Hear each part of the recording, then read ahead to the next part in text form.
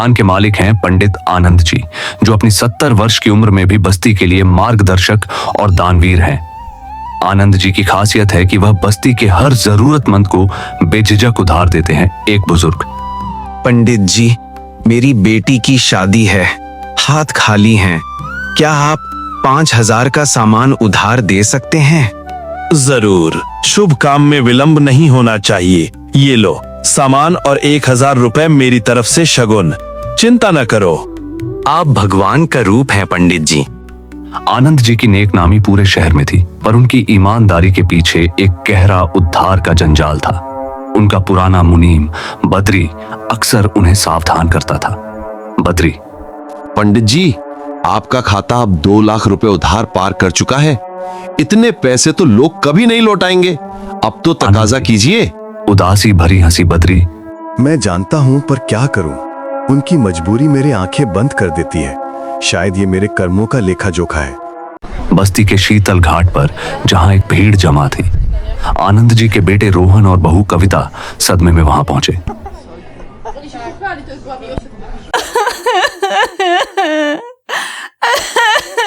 बापू, ये किसने किया? उन्होंने सबकी भलाई की थी। कौन इतना निर्दयी हो सकता है? पुलिस इंस्पेक्टर मौके पर पहुंचकर लाश को बाहर निकालो।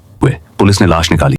सबसे हैरान करने वाली बात यह थी कि शरीर पर कोई बाहरी चोट नहीं थी, बस उनके गले पर अजीब से नीले निशान थे, जैसे किसी ने बहुत जोर से दबाया हो, पर खाल कटी नहीं थी।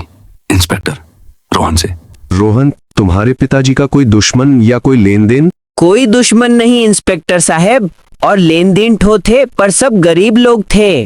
ठीक है, हम तहकीकात करते हैं। अंतिम संस्कार के बाद रोहन ने दुकान की जिम्मेदारी ली। वह बहुत परेशान था क्योंकि दुकान की हालत अच्छी नहीं थी। रोहन: माँ, पिताजी का सपना मुझे डॉक्टर बनाने का था, पर अब मैं दुकान संभालूंगा।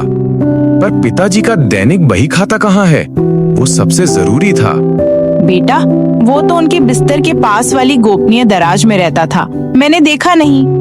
रोहन ने दराज खोली। बही खाता गायब था। सिर्फ एक पुरानी डायरी मिली जिसके पन्ने पीले पड़ चुके थे। डायरी में अजीबोगरीब कोड और नाम लिखे थे, और आखिरी पन्ने पर लिखा था: अमावस्या की रात, घाट पर हिसाब बराबर। संगीत: अगली अमावस्या की रात भयानक तूफान आया। रोहन दुकान बंद करके घर जाने वाला था, तभी पुरानी डायरी उसके हाथ से गिर गई और एक चीख गूंजी।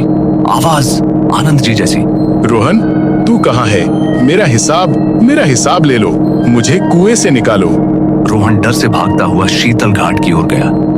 बिजली की चमक में उसने देखा कुएं से एक दूसरी लाश निकाली जा रही है। यह वही नीले निशान वाली मौत थी, पर यह लाश आनंद जी की नहीं, बल्कि एक धनी साहूकार की थी, जिसके पास एक बड़ा लोहे का संदूक था। रोहन खुद से: ये दूसरी लाश क्यों? ये लाल निशान क्यों?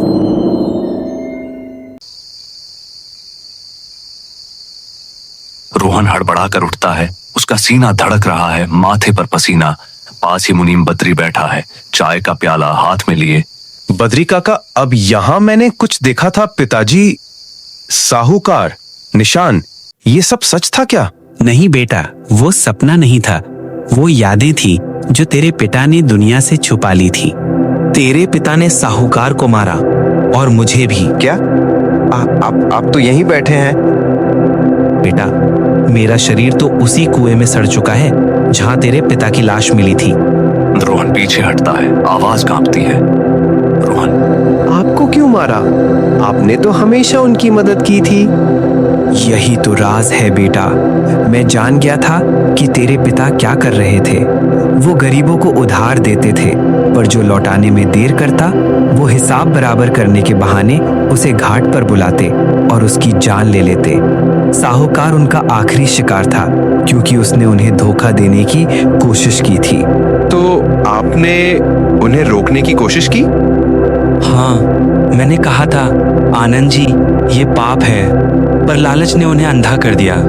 उन्होंने सोचा मैं पुलिस को बता दूंगा, और उसी रात उन्होंने मुझे भी खत्म कर दिया। बद्री की आवाज भारी पड़ती जाती है। कमरा और अंधेरा होने लगता है। रोहन: और फिर? फिर उनके भीतर डर बस गया। दिन में पूजा करते, रात में चीखते। साहूकार और मेरी आत्माएं उनके सपनों में आने लगी।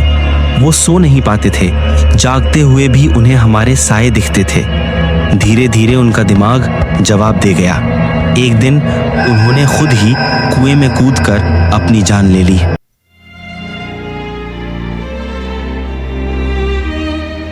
पिताजी ने क्यों किया ये सब? इतना पाप क्यों किया उन्होंने? बचपन में भूख और अपमान झेल चुके थे।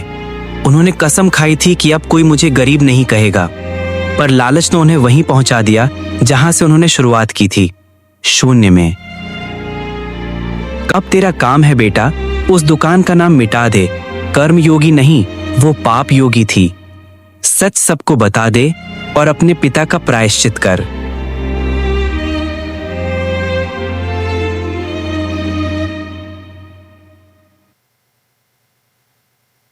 बद्री काका, मत जाइए।